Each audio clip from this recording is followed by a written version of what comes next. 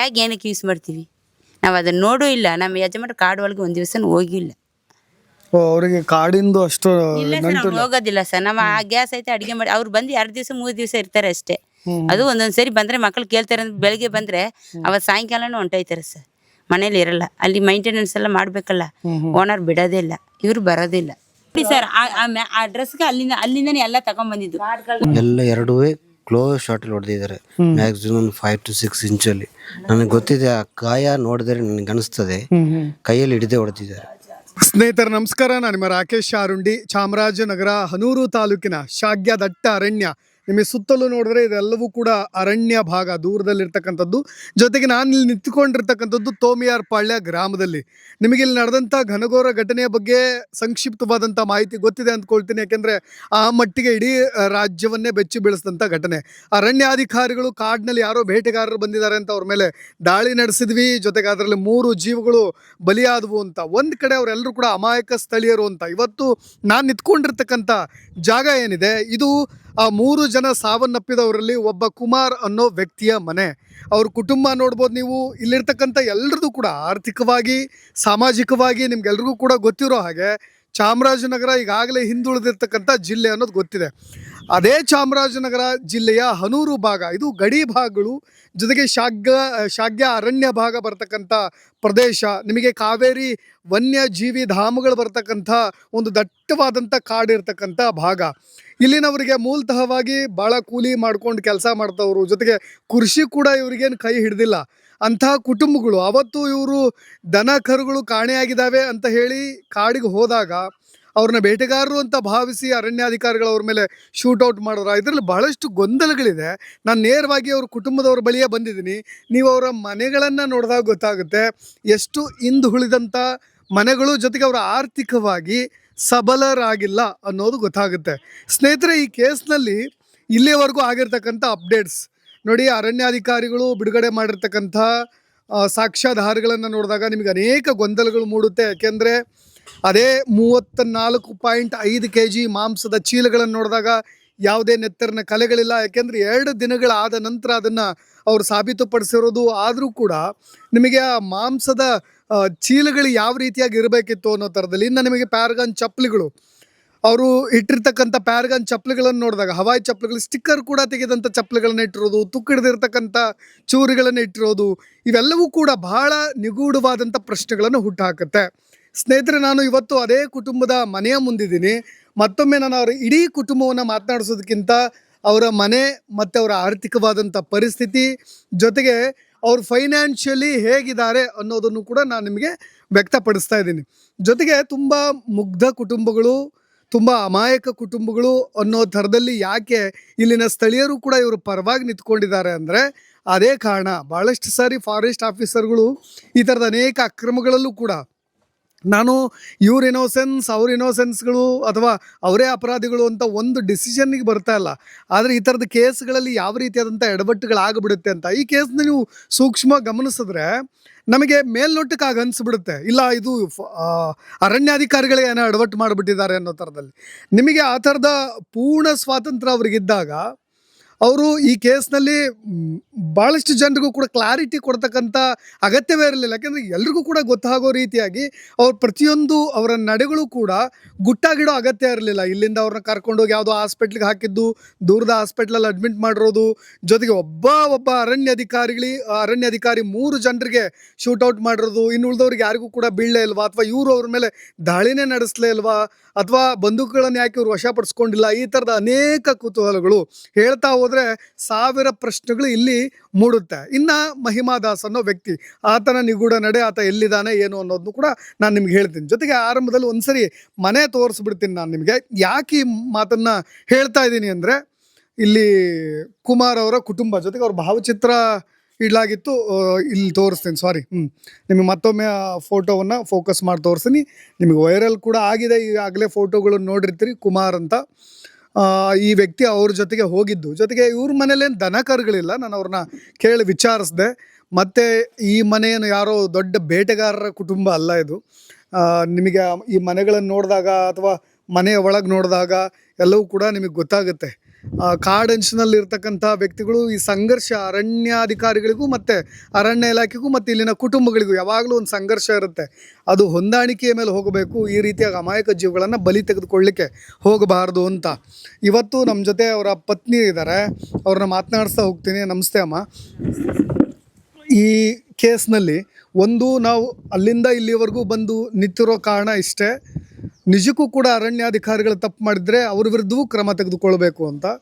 ಸರ್ಕಾರದ ದುಡ್ಡು ಯಾವುದೋ ಒಂದು ತನಿಖೆ ಎಲ್ಲ ಮಾಡ್ತೀವಿ, ಒಂದು ವಿಚಾರಣಾ ಆಯೋಗ ಮಾಡ್ತೀವಿ ಅಂತೇಳಿ ಸರ್ಕಾರದ ಹಣ ಪೋಲ್ ಮಾಡಿ ಫೇಕ್ ಮಾಹಿತಿಯನ್ನು ಕೊಟ್ಟು ಒಂದು ವರದಿಯನ್ನು ರಿಪೋರ್ಟ್ ಮುಗಿಸ್ಬಿಟ್ರೆ ಮುಗಿದು ಹೋಗ್ಬಿಡೋದಿಲ್ಲ. ಜೊತೆಗೆ ನೀವು ಬಡವರು ಅಮಾಯಕರು ನಿಮಗೆ ದನಿ ಇಲ್ಲ ಅನ್ನೋ ಕಾರಣಕ್ಕೆ ನಿಮ್ಮನ್ನು ಮಟ್ಟ ಹಾಕುವಂಥ ಕೆಲಸಗಳು ಆಗಬಾರ್ದು ಅನ್ನೋ ಕಾರಣಕ್ಕೆ ಸತ್ಯ ಶೋಧನೆ ಈಗಾಗಲೇ ಬಹಳಷ್ಟು ಜನರು ಬಂದು ಆ ವಿಚಾರದಲ್ಲಿ ನಿಮ್ಮ ಹತ್ರ ಮಾಹಿತಿ ಕೇಳಿದ್ದಾರೆ. ನಾನು ಅದನ್ನೇ ಕೇಳ್ತಾ ಇರೋದು. ತುಂಬ ನೇರ ಪ್ರಶ್ನೆಗಳು, ನೀವು ನೇರವಾಗೇ ಉತ್ತರ ಕೊಡಿ. ಅಟ್ಲೀಸ್ಟ್ ಜನರಿಗೆ ಗೊತ್ತಾಗಲಿ ಏನಾಯಿತು ಅವತ್ತು ಅಂತ. ಅವತ್ತಿನ ದಿನ ಈ ಘಟನೆ ನಡೆದಿನ ಸ್ವಾತಂತ್ರ್ಯ ದಿನೋತ್ಸವ. ಇದೇ 4 ಜನರು ಕಾಡಿಗೆ ಹೋಗಿದ್ದು ನಿಜಾನಾ ಇಲ್ವಾ, ಏನಾಯ್ತು ಅವತ್ತು? ಅವತ್ತು ನಾನು ಮನೇಲಿ ಇಲ್ಲ ಸರ್. ನಾನು ಮಾಟಳಿಗೆ ಹೋಗ್ಬಿಟ್ಟು ಒಂದು ಸಾವಾಗೋಯ್ತು ನಮ್ಮ ತಾಯಿ ಮನೆ ಹತ್ರ. ನಾನು ಅಲ್ಲಿಗೆ ಹೋಗ್ಬಿಟ್ಟೆ ಸರ್. ನಾನಿಲ್ಲ. ನಾನು ಬೆಳಿಗ್ಗೆನೆ ಬಂದು ಮಕ್ಕಳಿಗೆ ಸ್ಕೂಲ್ಗೆ ರೆಡಿ ಮಾಡುವಾಗ ನಾನು ಆವಾಗಲೇ ಅಕ್ಕಪಕ್ಕದಲ್ಲಿರೋರೆಲ್ಲ ಹತ್ಕೊಂಡು ಬಂದು ಹೇಳಿದ್ರು. 10 ಗಂಟೆಗೆ ನನಗೆ ವಿಷಯ ಗೊತ್ತಾಯ್ತು ಸರ್. ರಾತ್ರಿ 10 ಗಂಟೆಗೆ? ಇಲ್ಲ ಬೆಳಿಗ್ಗೆ ಆಗಸ್ಟ್ 15th ಬೆಳಿಗ್ಗೆ 10 ಗಂಟೆಗೆ ಎಲ್ಲ ಅಕ್ಕಪಕ್ಕದಲ್ಲಿ ಹತ್ಕೊಂಡು ಬಂದ್ರು. ಆವಾಗಲೇ ನನಗೆ ವಿಷಯ ಗೊತ್ತಾಯ್ತು ಸರ್. ಅವತ್ತು ಅಲ್ಲಿ ಹೋಗಿದ್ರಲ್ಲ, ಅವತ್ತು ನಾನು ಇಲ್ಲ ಮನೆಯಲ್ಲಿ. ತಾಯಿನೂ ಮೆಟ್ಟೂರಿಗೆ ಚರ್ಚಿಗೆ ಹೊಂಟೋದ್ರು. ನೀವು ಪತ್ನಿನೂ ಇಲ್ಲ, ತಾಯಿನೂ ಇಲ್ಲ, ಇಬ್ರು ಇಲ್ಲ. ಮಕ್ಳು ಸ್ಕೂಲ್ಗೆ ಹೊಂಟೋದ್ರು. ಏನ್ ಕೆಲಸ ಅಮ್ಮ ನಿಮ್ಮ ಯಜಮಾನರದು? ಕುಮಾರ್ ಕೇರಳದಲ್ಲಿ ಕೋಳಿಕೂಡಲ್ಲಿ ಟಚ್ ಡ್ರೈವರ್. ಓಹೋ, ಇಲ್ಲೇನು ಲೋಕಲ್ ಕೆಲಸ ಮಾಡ್ಕೊಂಡಿಲ್ಲ? 3 ತಿಂಗಳು 5 ತಿಂಗಳು 6 ತಿಂಗಳು ಒಂದೊಂದ್ಸರಿ ಅವಾಗಲೇ ಬರೋದು. ಯಾರಾದ್ರೂ ತೊಂದರೆ ಇದ್ರೆ ಮಕ್ಳಿಗೆ ಹುಷಾರಿಲ್ಲ ಅಂದ್ರೆ ಅವಾಗ ಬರ್ತಾರೆ, ಹೊಂಟೋಯ್ತಾರೆ. ಇಲ್ಲಿ ಬಂದು 2-3 ದಿವಸನೇ ಇರಲ್ಲ. ಅವ್ರು ಕೇರಳದಲ್ಲೇ 17 ವರ್ಷ ಕೆಲಸ ಮಾಡ್ತಾ ಇದ್ದಾರೆ. ಹೌದಾ? 17 ವರ್ಷ ಆಯ್ತು ಅಲ್ಲೇ ಸೆಟ್ಲ್ ಆಗೋದು. ಒಂದು 5 ಗಾಡಿ ಐತೆ, ಅದನ್ನ ಮೇಂಟೆನೆನ್ಸ್ ಎಲ್ಲ ಅವ್ರದ್ದೇ. ಜೊತೆಗೆ ಈ ಕುಮಾರ್ ಬಿಟ್ಟು ನಿಮಗೆ ಪೀಟರ್ ಆಗಿರ್ಬೋದು, ಆಂಥೋನಿ ಸ್ವಾಮಿ ಆಗಿರ್ಬೋದು, ಮಹಿಮಾ ದಾಸ್ ಆಗಿರ್ಬೋದು, ಇವ್ರ ಜೊತೆ ಹೇಗೆ ಸ್ನೇಹ ಅವ್ರದ್ದು? ಹೌದಾ, ನಾವೆಲ್ಲ ಸ್ವಂತದವ್ರು ಸರ್. ಕುಮಾರ್ಗೆ ಸ್ವಂತ ಅಕ್ಕ ಗಂಡ ಆಂಥೋನಿ ಸ್ವಾಮಿ.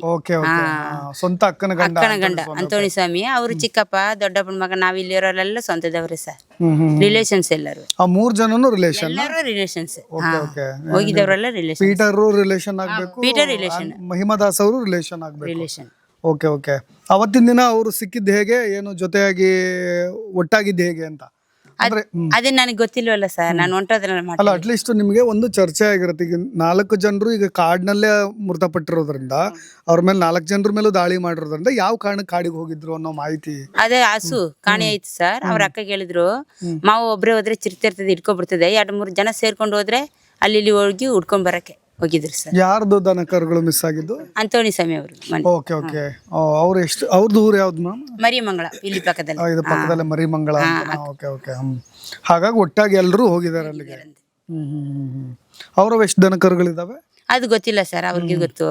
ಹಸು ನನಗೆ ಗೊತ್ತಿಲ್ಲ. ಕಳ್ಸ್ಕೊಡಿ ಅಂದ್ರೆ ಇಲ್ಲಿ ನಮ್ಮ ಮನೆ ಕಟ್ತಾ ಇದ್ದೀವಿ. ಇವತ್ತು ಗೃಹ ಪ್ರವೇಶ ಇತ್ತು. ಅಲ್ಲಿ ಮನೆ ಕೆಲಸ, ಪೇಂಟಿಂಗ್ ಕೆಲಸ ಇತ್ತಾ. ಸರಿ, ಮಾವು ಒಬ್ರೇ ಹೋಗ್ತಾರೆ, ನೀವು 2-3 ಜನ ಹೋದ್ರೆ, ಒಬ್ರು ಹೋದ್ರೆ ಎಲ್ಲಾದ್ರೂ ಏನಾದ್ರು ಇಟ್ಕೊಬಿಡ್ತೀವಿ, ಗೊತ್ತಾಗಲ್ವಲ್ಲ ಅಂತ ಕಳ್ಸ್ಕೊಡಿ ಅಂದ್ರು. ಸರಿ ಹೋಗ್ಲಿ ಅಂದ್ರು. ನಾನು ಮಾಟಲ್ಲಿ ಹೋಗ್ಬಿಟ್ಟು ಎಷ್ಟೊತ್ತಿಗೆ ಹೋದ್ರಿ ಏನ್ ಮಾಡಿದ್ರಿ ಅಂತ ಗೊತ್ತಿಲ್ಲ ಸರ್. ಇಲ್ಲಿ ನೀವು ಮನೇಲಿ ಆಕ್ಚುಲಿ ಈಗ ಫಾರೆಸ್ಟ್ ಇಲಾಖೆ ಕೆಲವೊಂದು ಸಾಕ್ಷ್ಯಾಧಾರಗಳನ್ನು ಒದಗಿಸಿದೆ. ಅಂದರೆ ಇವರು ತೆಗೆದುಕೊಂಡೋಗಿರ್ತಕ್ಕಂಥ ಟಾರ್ಚ್ ಲೈಟು, ಮೊಬೈಲು, ಆಮೇಲೆ ಕೆಲವೊಂದು ಚೂರಿಗಳನ್ನು, ಮಾಂಸ ಕತ್ತರಿಸೋ ಚೂರಿಗಳನ್ನು, ಅವನ್ನೆಲ್ಲ ನೋಡಿದಾಗ ಏನು ಅನಿಸ್ತು? ಅವೆಲ್ಲ ನಿಮ್ಮ ಮನೆಗಳಿಗೆ ಸಂಬಂಧಪಟ್ಟಿದ್ದ ಅನಿಸ್ತಾ ಅಥವಾ ಏನು ಅನಿಸ್ತು ನಿಮಗೆ? ಸರ್, ಆ ಥರ ಸ್ಲಿಪ್ ನಮ್ಮ ಯಜಮಾನ್ರು ಯಾವತ್ತೂ ಹಾಕೊಂಡಿಲ್ಲ ಸರ್. ಅವ್ರು ಬರೋದೇ 2 ದಿವಸ 3 ದಿವಸ. ಯಾರಾದ್ರೂ ನೋಡಿದ್ರೆ ಇವನು ಕೇರಳದವಳೆ ಅಂತ ಇಲ್ಲಿರೋರು ಕೇಳ್ತಾರೆ. ಆ ಥರ ಡ್ರೆಸ್ ಅವ್ರದ್ದು. ಬೇಕಾದ್ರೆ ನಾನು ಫೋಟೋ ಆದ್ರೂ ತೋರಿಸ್ತೀನಿ. ಅವ್ರು ಆ ಥರ ಸ್ಲಿಪ್ಪರ್ ಹಾಕೊಳ್ಳೋದಿಲ್ಲ. ನಾವು ಆ ಥರ ಇದು ಯಾವ ಚಿಕನ್ ತಗೋತೀವಿ ಅಂಗಡಿಯಲ್ಲಿ, ಇಲ್ಲ ಅಂದ್ರೆ ನಮ್ಮ ಮನೆಯಲ್ಲಿ ಐತಲ್ಲ, ಅಲ್ಲಿ ತಗೊಂಡೋಗಿ ಕೊಟ್ಟರೆ ಅಲ್ಲಿ ಕಟ್ ಮಾಡಿ ಕೊಡ್ತಾರೆ. ನಾವು ಯಾಕೆ ಸರ್ ಅದೆಲ್ಲ ನಾವು ಯೂಸ್ ಮಾಡ್ತೀವಿ?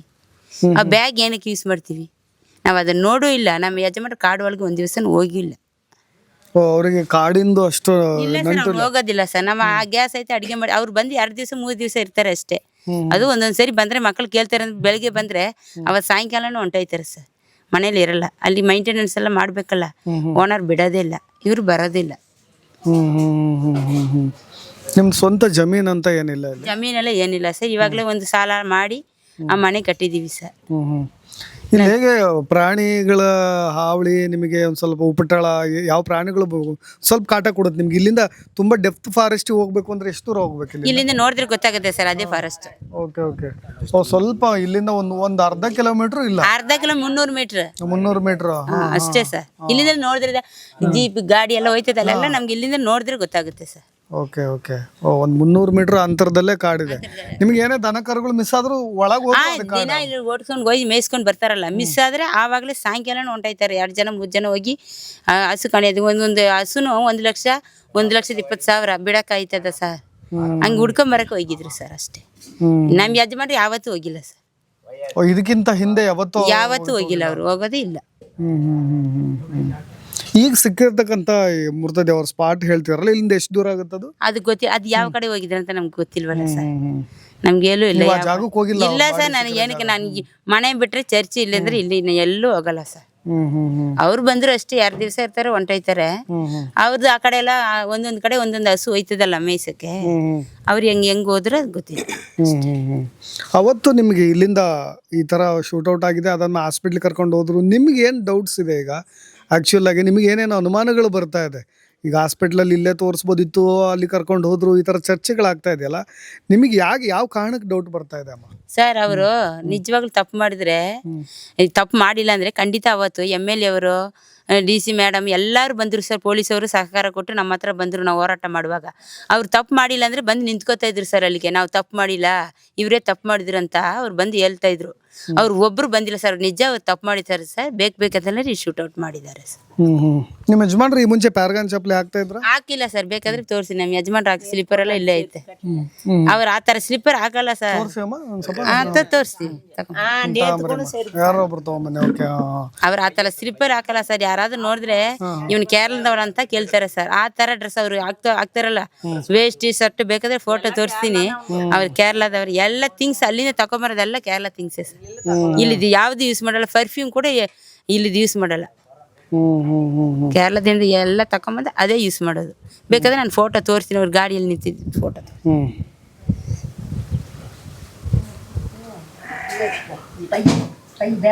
ಅವ್ರು ಉಳಿದವರು ಅಟ್ಲೀಸ್ಟ್ ಪ್ಯಾರಗಾನ್ ಯೂಸ್ ಮಾಡ್ತಾ ಇದ್ರ? ಇಲ್ಲಲ್ಲ. ಇಲ್ಲ ಸರ್, ಇಲ್ಲಿ ಯಾರಾದ್ರೂ ಬಂದ್ರೆ ಈ ತರ ಯೂಸ್ ಮಾಡಿ, ಇಲ್ಲಿ ಕಾಡಲ್ಲಿ ಕೆಲಸ ಮಾಡೋರು ನೋಡಿ ಸರ್. ಇಲ್ಲಿ ಬೇಕಾದ್ರೆ ನೋಡಿ, ಫೋಕಸ್ ಮಾಡ್ಬೋದಾ? ನೋಡಿ, ಓನರ್ ಒಂದೊಂದು ಗಾಡಿ ತಗೊಳ್ಳುವಾಗ ಫಸ್ಟ್ ಇವರೇ ನಿಂತ್ಕೊಂಡು ಫೋಟೋ ಹಿಡಿದ್ಬಿಟ್ಟು 2-3 ದಿವಸ ಗಾಡಿ ಓಡಿಸ್ಬಿಟ್ಟು ಆಮೇಲೆ ಬೇರೆಯವ್ರು ಕೊಡೋದು. ಗಾಡಿ ಸ್ಟಾರ್ಟ್ ಮಾಡಬೇಕು, ಆಮೇಲೆ ಬೇರೆಯವರು. ಇಟಾಚಿ ಡ್ರೈವರ್ ಆಗಿ ಕೆಲಸ ಮಾಡ್ತಾ ಇರೋದು ಇವರು. ಆಪರೇಟರ್, ಡ್ರೈವರ್ ಅಲ್ಲ, ಆಪರೇಟರ್. ಅದೇ ಆಪರೇಟರ್ ಮೀನ್ಸ್ ಅದೇ. Okay okay. ಬೇಕಾದ್ರೆ ನೋಡಿ, ಓನರ್ ಎಲ್ಲ ಬಂದು 3 ದಿವಸ ಇಲ್ಲೇ ಹೋರಾಟ ಮಾಡುವಾಗ ಇಲ್ಲೇ ನಿಂತ್ಕೊಂಡು ಹೋದ್ರು ಸರ್. ಅಮ್ಮ, ಇಲ್ಲಿ ಬೇಟೆಗಳ ಬಗ್ಗೆ ಹೆಂಗಮ್ಮ? ಇಲ್ಲ ಆ ಥರದ್ದು ಏನಾದ್ರು ನಡೀತಾ? ಬೇಟೆ, ಶಿಕಾರಿ, ನಿಮ್ದೆಲ್ಲ ಕೆಲ್ಸಗಳು ಬಿಟ್ಟು ಅಟ್ಲೀಸ್ಟ್ ನಿಮ್ ಜೀವ ಊಟಕ್ಕೆ ಆ ಥರದ ಬಾಯಿ ರುಚಿಗೆ ಏನಾದ್ರು ಆ ಥರದ್ದೆಲ್ಲ? ಯಾರು ಹೋಗಲ್ಲ ಸರ್. ಎಲ್ಲಿ ಸರ್ ಬಿಡ್ತಾರೆ? ಇಲ್ಲೇ ನಿಂತ್ಕೋತಾರೆ. ಒಂದು ಸೌದೆ ಕೂಡ ಅದು ಮುದ್ದೆ ಮಾಡಕ್ಕೆ ತಕೊಂಬರಕ್ಕೆ ಬಿಡಲ್ಲ ಅವರು. ಒಂದು ಸೌದೆ ತಕೊಂಬರಕ್ಕೆ ಬಿಡಲ್ಲ. ನಮ್ಮನ್ನು ಒಳಗಡೆ ಹೋಗಕ್ಕೆ ಬಿಡ್ತಾರ ಸರ್. ಅಲ್ಲೆಲ್ಲಿ ಕ್ಯಾಮ್ರಾ ಇಟ್ಟಿದ್ದಾರೆ ಸರ್. ಒಂದು ಕುರಿ ನೋಡಿ ಸರ್, ಕೇರಳ ವೇಸ್ಟ್ ಈ ತರನೇ. ಆ ಡ್ರೆಸ್ ಒಂದು ತಕೊಂಡ್ರೆ ನೋಡಿ ಸರ್, ಆ ಡ್ರೆಸ್ಗೆ ಅಲ್ಲಿಂದನೇ ಎಲ್ಲ ತಕೊಂಡ್ ಬಂದಿದ್ದು. ಒಂದು ಶರ್ಟ್ ಕೂಡ ಇಲ್ಲಿ ಕರ್ನಾಟಕದ ತಗೊಳ್ಳಲ್ಲ. ಆ ವೇಸ್ಟ್ ಹೆಂಗಿದೆ ಅದೇ ತರ ಶರ್ಟ್, ಡ್ರೆಸ್ ಎಲ್ಲ ಕಲರ್ ಬಟ್ಟೆ ಹಾಕಲ್ಲ. ಯಾವ್ದೋ ಒಂದು ಕಲರ್ ಬಟ್ಟೆ ಅಷ್ಟೇ. ಈ ತರ ಸುಲ್ ಮಗಿತ ಅವನು ಬೇಟೆಗಾರರ ಅಂತ ಹೇಳ್ತಾರ ಸರ್. ಇದು ನೋಡಿ ಸರ್, ಇದು ಯಾರ ಬೇಟೆಗಾರ ಈ ತರ ಹಾಕ್ತಾರ? ನೀವು ಬಾಡಿ ನೋಡಿದ್ರಲ್ಲ, ಎಲ್ಲಿಗೆ ಹೊಡ್ತಾ ಬಿದ್ದಿದ್ದು? ನಾನು ಹೋಗಿ ನೋಡಿಲ್ಲ, ನನ್ನ ಕೈಯಲ್ಲಿ ಹುಷಾರಿ. ಇವ್ರು ನೋಡಿದ್ದಾರೆ. ಒಂದು ನಿಮಿಷ ಅಮ್ಮ, ಒಂದು ನಿಮಿಷ. ಅವ್ರ ಬ್ರದರ್ನ ಮಾತಾಡಿಸ್ತಾ ಇದ್ದೀನಿ ನಾನು. ಅಟ್ಲೀಸ್ಟ್ ನೀವು ಹಾಸ್ಪಿಟ್ಲಿಗೆ ಹೋಗಿ ವಿಸಿಟ್ ಎಲ್ಲ ಮಾಡಿರೋದ್ರಿಂದ ಕೇಳ್ತಾ ಇದ್ದೀನಿ. ಎಲ್ಲಿಗೆ ಪೆಟ್ಟು ಬಿದ್ದಿತ್ತು ನೀವು ನೋಡಿದಾಗ? ಸರ್, ಒಂದು ಹೃದಯ ಹೊಡೆದಿದ್ದಾರೆ, ಹಾರ್ಟಿಗೆ ಹೊಡೆದಿದ್ದಾರೆ, ಒಂದು ತೊಡೆ ಮೇಲೆ ಹೊಡೆದಿದ್ದಾರೆ. ಎಲ್ಲ ಎರಡೂ ಕ್ಲೋಸ್ ಶಾರ್ಟಲ್ಲಿ ಹೊಡೆದಿದ್ದಾರೆ. Maximum 5 to 6 ಇಂಚಲ್ಲಿ. ನನಗೆ ಗೊತ್ತಿದೆ, ಆ ಗಾಯ ನೋಡಿದ್ರೆ ನನಗೆ ಅನಿಸ್ತದೆ ಕೈಯಲ್ಲಿ ಹಿಡಿದೇ ಹೊಡೆದಿದ್ದಾರೆ. ಕೈಯಲ್ಲಿ ಹಿಡಿದು ನಿಲ್ಲಿಸಿ ಹೊಡೆದಿದ್ದಾರೆ, ಕೂರ್ಸಿ ಹೊಡೆದಿದ್ದಾರೆ ಗೊತ್ತಿಲ್ಲ, ಮಲಗಿಸಿ ಹೊಡೆದಿದ್ದಾರೆ ಗೊತ್ತಿಲ್ಲ. ಎಲ್ಲ ಒಂದು 6 ಇಂಚ್ 7 ಇಂಚ್ ಒಳಗಡೆನೆ ಬಿದ್ದಿದೆ. ಹಂಗೆ ಮಾಂಸಗಳು ಚದರಿದೆ. ಅಷ್ಟು ಗೌರವವಾಗಿ ಹೊಡೆದಿದ್ದಾರೆ. ತುಂಬಾ ದೂರದಿಂದ ಡಿಸ್ಟೆನ್ಸ್ ಇಂದ ಹೊಡೆದ್ರೆ ಆತರ ಆಗೋ ಚಾನ್ಸೇ ಇಲ್ಲ.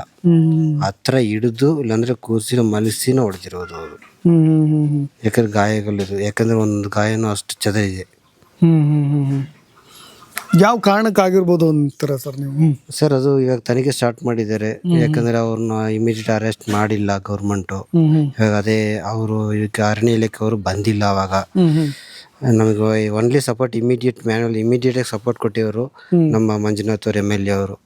ಆಮೇಲೆ ನರೇಂದ್ರ ಬಂದಿದ್ರು, DC ಬಂದಿದ್ರು, ಪುಟ್ಟರಂಗ ಶೆಟ್ಟಿ ಅವರು ಬಂದಿದ್ರು. ಅವರೆಲ್ಲ ಬಂದು ಇಮಿಡಿಯೇಟ್ ಗ್ರೌಂಡ್ಗೆ ಬಂದು ನಮಗೆ ಆತಂಕನ ವಿಚಾರಿಸಿ ನಮಗೆ ಸಪೋರ್ಟ್ ಕೊಟ್ಟಿದ್ರು. ಪೊಲೀಸ್ ಡಿಪಾರ್ಟ್ಮೆಂಟ್ ತುಂಬ ಸಪೋರ್ಟ್ ಮಾಡ್ತು ನಮಗೆ.